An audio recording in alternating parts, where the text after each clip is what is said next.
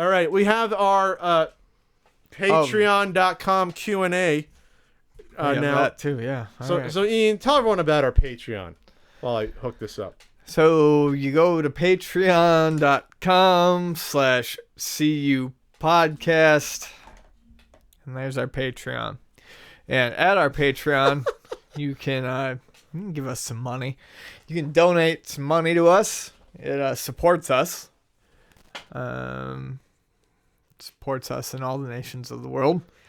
And, at various tiers, you can get the whole live podcast for $6. Well, it used to be live, but live. It's not live. The video podcast we'll do it live for $6. But for $5, you can also call into the CU hotline. No, that doesn't sound right. First of all, it's not $5, so you don't know you're on Patreon. What is it? It's $3. Oh, it's $3. $3.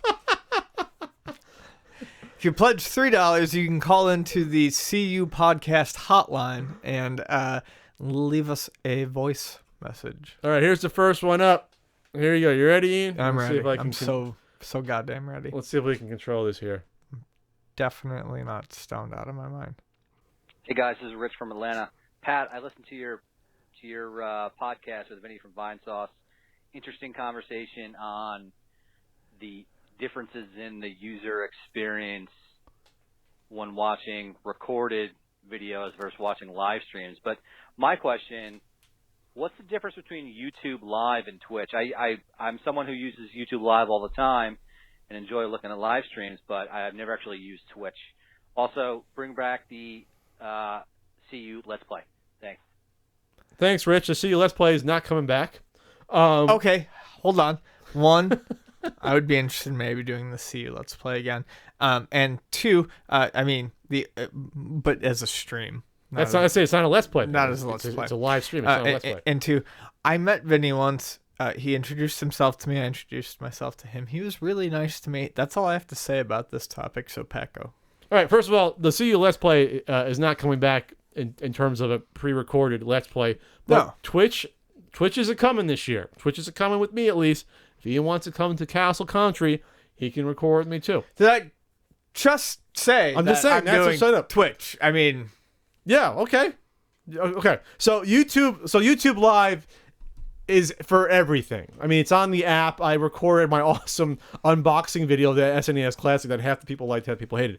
So that's what YouTube Live is. It's really for everything. Twitch, in theory, is 95% gaming related. Well, they kind of released a lot of those restrictions. They did, but still, that's how it is. There's different communities. Twitch is a whole totally different community than YouTube Live. YouTube Live doesn't really have its own identity in terms of having a community versus Twitch. I mean, if you're on YouTube, if someone goes live on YouTube, you'll get a notification. Hey, Ian's live or Pat's live. We can go watch his stuff. That's sort of how it works. It's the same subscription base. Twitch is different, and that's really the difference there. Hooded Ian hasn't been around in a while, has he? So thanks for your question, Rich. Next question. Hi, Ian. It's Getsaberry again. Hello. I need a hobby. Anyway, yeah. Ian, don't blame me for this, but what was the first movie or TV show that you remember that made you cry or at the very least tear up? I know mine was either Power Star, Horror on Newgrounds, or Nina Tucker from Full Metal Alchemist. So yeah, thanks, hugs and smooches, and see you next time. Me? I mean... He's going to smoke you? What do you say, Getsaberry? Getsaberry is in the Pat Discord chat a lot, by the way. Discord chat room. All right. Honestly, I don't know. I mean, everything makes me cry or feel What was sad. the first movie or TV show you remember that made you cry? You remember? I know exactly one of the first things that made me cry was. It wasn't a TV show or movie though, but I'll let you go first, unless you're trying to think of it. I think I cried during American Tail. And that I never saw that as a kid. That would have been 4 years old. I was in the theater. Papa. Yeah, I think that one was hard. No, that made me cry. I think I saw a part of that for me. I was 4 in theaters, almost 5. I can't remember. Yeah, that one was rough. I can't remember seeing that annoying Ewok get killed by the stormtrooper, maybe cry or not. When I was like 5, watching that probably like on whatever channel it was on at the time, USA or whatever. Not sure about that. I'll tell you what did make me cry though, and to this day. I was a big fan of the read-along cassette and tape, cassette and Yeah. read the book. Mm-hmm. You know, it's time to turn the page when you hear the chime. Bloop. Yeah. So I liked Little Critter. Remember Little Critter? Oh, Mercer Mayer. Little Critter. Yeah. Little Critter. These are like these The little really, hairy guy. really hairy gnomes, and there's like the sister and it's, But a cute mouse. Really cute there's mouse. a cute mouse that's always Yeah. in the shot somewhere Yeah. doing something, right? Yeah. So I had a few of them. Oh, my God.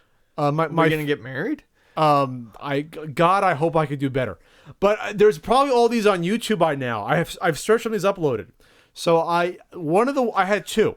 I had two or three. I had okay. But one was Merry Christmas, Mom and Dad. Sure. And I still remember the fucking songs they had afterwards by heart. Yeah. Dear Santa, I've been good. I've done everything a good kid should. I don't know. I'm fucking insane because this is stuff from like 1985. Drugs. Anyway, so I need more drugs. there was a Little Critter, besides the Christmas one, there was like Little Critter. What the fuck was it? It was like goes to the beach with his grandma or hangs out with his grandma. Okay? Yeah, I think I know this one. Okay. So the grandma and Little Critter, the little fucking troll hairy creature thing, which looking back is very scary. I also Kind of like Captain Caveman. I always a little bit more hairy. I also like the Berenstain Bears as well, but I think I prefer Little Critter. Anyway, Yeah, I like both. so It depends on the story. So Little Critter's hanging out with his hairy grandmother, Big Critter grandmother, and it's innocuous. They're going around and they're hanging out. Turn the page. All of a sudden, it goes from Little Critter having a fucking hot dog to it being dropped in the sand, and Little Critter is bawling his fucking eyes out. And oh my God, if I did not just fucking lose it as a 4-year-old reading that. You know what still makes me lose I it? fucking lost it. Right here, buddy. Right here. I lost You know it. what still makes me lose it? Clammy hand. Yeah, my hands are always clammy.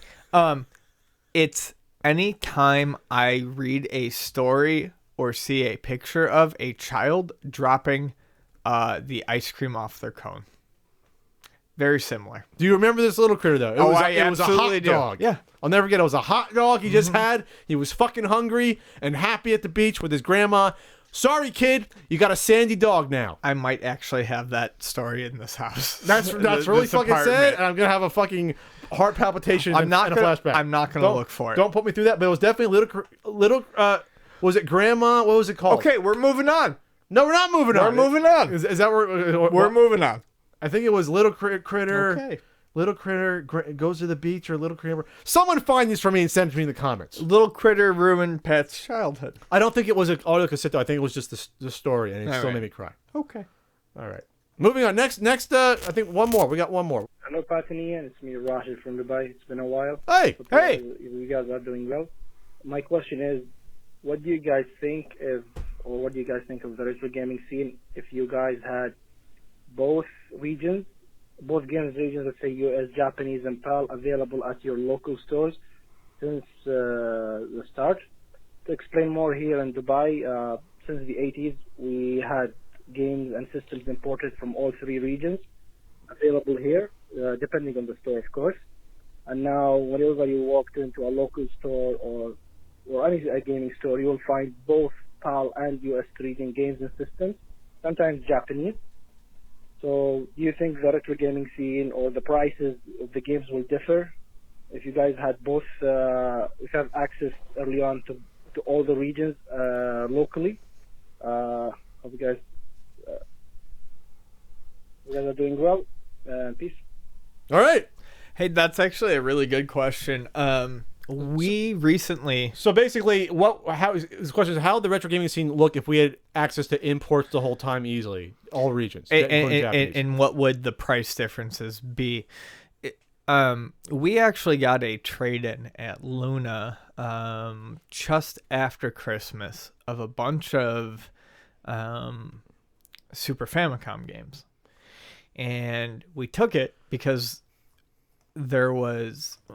normally we don't take in like RPGs or stuff on the Famicom, the Super Famicom that have been released in the US.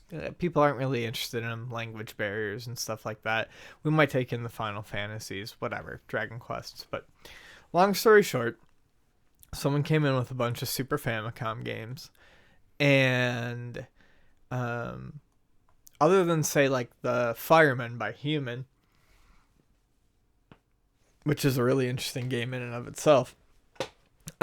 we had like a bunch of the really big Super Nintendo titles, but on Super Famicom, like Super Donkey Kong, Super Donkey Kong 2, Super Donkey Kong 3, which are the Donkey Kong countries in the US. We had Super Mario Kart, we had Super Mario World, we had all the Street Fighters, and the price on those things is like $5 to $10. Like that's what they go for. And we pushed them, and people were so psyched to get the deals because these were people who were buying like Retrons, or these were collectors who had Super Famicoms, and they were like, it was funny because a lot of the people who picked them up were people who had Retrons, and as soon as I explained it to them, I'm like, it'll work. Just imagine Super Mario Kart, but not in English, and for like less than even a third of the price. And they're like, oh yeah, I mean, there's like no reading in that game. Sure. And they sell it. If you had that sort of diversity available at your store all the time, it would be great. It would kill the price overall. Well, it would kill the price overall, but it would be very interesting because you'd still have those collectors who require the US versions of games. That's how I differentiate TurboGrafx collectors from PC Engine collectors, because there's really no fucking reason to collect TurboGrafx over PC Engine. Hey, no, there isn't. I had it as a kid, motherfucker. Don't give a fuck. Me and the richest Just play the millionaire kid in goddamn town had games. it. Anyways, but I mean, that's kind of my point. So there's always going to be those US collectors who want to buy the US versions, but the US prices would go down. But then you'd have all these people buying these Super Famicom versions, which are available in a huge quantity and worth nothing. His question is more interesting because it points to, what if we always had it as kids, lived in a region that had all those different versions? Oh no, sure. Then we wouldn't even place any importance on having US versus Japanese. Well, we would for games with language barriers. But most of them didn't, though, for the 8-bit era. So it wouldn't matter as much. Well, no, and that's true. I mean, that's what I'm getting at, is that...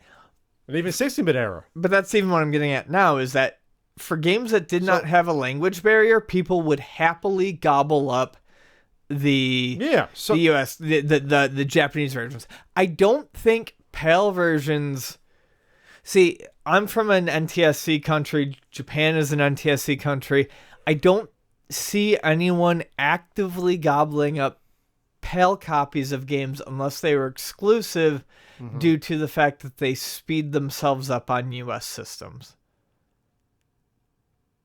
If you can play them.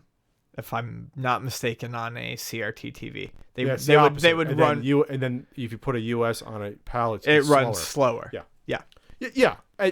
Unless some of them did do a trick to match the speeds, though. But most of them are off with the speed. But I guess what I'm getting at is, even in modern day, if you had a readily available selection of good Super Famicom games next to good Super Nintendo games, and they were the same, people aren't going to care. They're going to buy the Super Famicom. They're going to buy the Super Famicom games. Super Metroid will be exactly the same.